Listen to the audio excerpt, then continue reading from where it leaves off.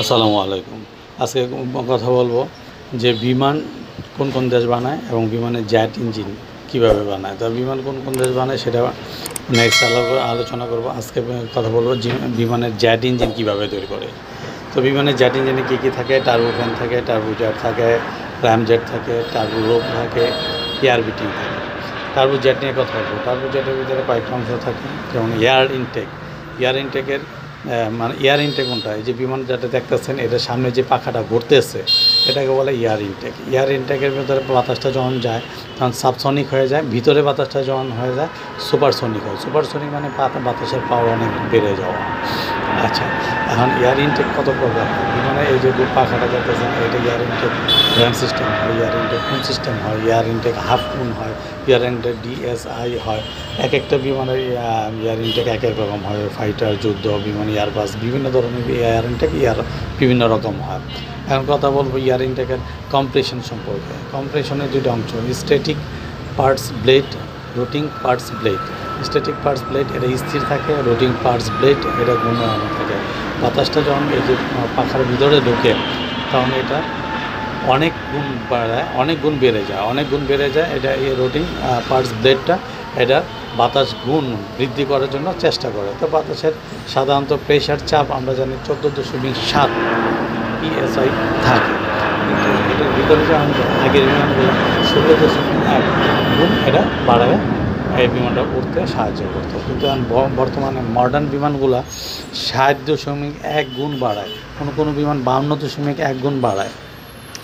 যেমন A350 এই বিমানগুলো, এই এয়ারবাসগুলো 52.1 এই গুণ বাড়ায়, এটা চলতে সাহায্য করে। 777X এই এয়ারবাসগুলো এটা 60.1 গুণ বাতাসটা বাড়ায়, চলতে সাহায্য করে। কারণ বাতাসে আমার প্রশ্ন যে আরও বেশি বাড়াইলে আরও বেশি বলতো না। মডার্ন যে ইঞ্জিনিয়ারগুলো তারা অনেক গবেষণা করে এটা তৈরি করছে। বেশি বাতাস যদি দেন তাহলে ইঞ্জিন বাতাসে অক্সিজেনের পরিমাণে বেশি থাকবো, আগুন জ্বলতে বাধা সৃষ্টি করব। আবার অক্সিজেনের পরিমাণ কম থাকলে আগুন জ্বলতে বাধা সৃষ্টি করব, এটা সমস্যা হয়ে যায়। আবার যদি বেশি বাতাসের পরিমাণ বাড়ানো হয়, বাতাসের মধ্যে একটা ব্রেক থাকে, এই ব্রেকটা বিমানকে সামনে যেতে অসুবিধা তৈরি করবে।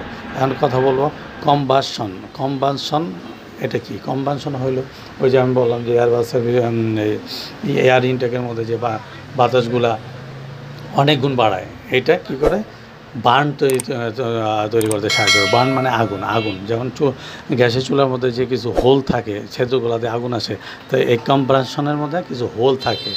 এই এয়ার ইনটেক এই যে বাতাসটা যে পাখাগুলো ঘুরে, এই পাখাগুলোর ভিতরে বাতাসটা ভিতরে যায়, এটার ভিতরে কিছু হোল থাকে, এটা বার্ন তৈরি করতে সাহায্য করে।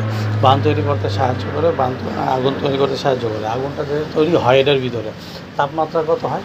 2000 ডিগ্রি সেলসিয়াস তাপমাত্রা হয়। তাহলে এখন কথা হলো 2000 ডিগ্রি সেলসিয়াস যদি হয় তাহলে জেট ইঞ্জিন তো পুরো আগুন শেষ হয়ে যাওয়ার কথা না। এই বাতাসের ভিতরে অক্সিজেন আগুন তৈরি করতে সাহায্য করে, ওই যে আগে বলছিলাম, আবার আগুন নিভাইতে সাহায্য করে। কারণ হইলো অক্সিজেন বেশি হইলে ঠান্ডা হয়ে যায়। তো বাতাসের ভিতরে যেই বাতাসটা এটা ঢোকার পরে অনেক গুণ 60 গুণ বৃদ্ধি হয়ে যায়। তো এর ভিতরে শতকরা 25% অক্সিজেন বাতাসের আগুন জ্বলতে সাহায্য করে, আর 75% এইটার ভিতরে এমনভাবে লেয়ার থাকে, জেট ইঞ্জিনের ভিতরে এমনভাবে লেয়ার থাকে এটা ঠান্ডা রাখতে সাহায্য করে। এটাকে বলা হয় রিভার্স ফ্লো। এই পদ্ধতিকে বলা হয় রিভার্স ফ্লো। এটা কি করে? ইঞ্জিনটাকে এর বাহিরের অংশটাকে ঠান্ডা রাখতে সাহায্য করে, যেন আগুন না জ্বলে। সাধারণত আমরা রুলিং মিলে দেখি যে 13 থেকে 1400 ডিগ্রি তাপমাত্রায় লোহা গইলে পানি হয়ে যায়।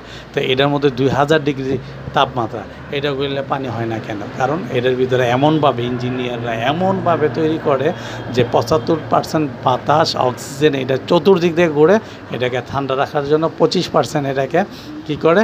আগুন জ্বলতে, এবং এটার সাথে ফুয়েল থাকে, আগুন জ্বলতে সাহায্য করে। এটাকে করার পরে এটা কি করে? 60 গুণ প্রেশারে বাতাসের তাপমাত্রা থাকে 14.7, এটাকে 60 গুণ 60:1 তো প্রেশারে এটাকে চলতে সাহায্য করে। আবার বেশি বাতাস হইলে এটা কি? ব্রেক তৈরি হয়ে যাবে। আচ্ছা, এখন কথা হইল যে এক একটা জেট ইঞ্জিন তৈরি করতে 30 থেকে 35 বছর লাগে। খেয়াল রাখবেন, একটা জেট ইঞ্জিন তৈরি করতে 30 থেকে 35 বছর লাগে এবং অনেক টাকা লাগে। এই কারণে পৃথিবীর সবাই বিমান, কিছু কিছু দেশ বিমান তৈরি করতে পারলেও জেট ইঞ্জিন তৈরি করতে পারে না। এগুলো বিভিন্ন জায়গা থেকে কালেকশন করে তারা কী করে, এটা সেট আপ করে। তো জেট ইঞ্জিন তৈরি করতে 30 থেকে 35 বছর লাগে এবং অনেক টাকা লাগে। তো সারা পৃথিবীতে 4 থেকে 5টা কোম্পানি এটা তৈরি করে। এই বলে শেষ করছি। আসসালামু আলাইকুম ওয়া রাহমাতুল্লাহ।